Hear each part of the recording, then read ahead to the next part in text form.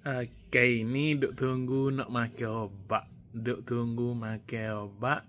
Obat pekalalah, obat stroke, obat kecil manis, darah tinggi. Maklumlah, muka kita ni ke banyak penyakit.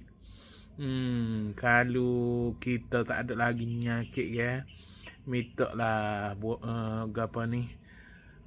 Kalau kecil manis, buah makan manis, ataupun kurang makan manis, ataupun boleh beli apa ni stevia ataupun gula O untuk apa ni kita kurang manis.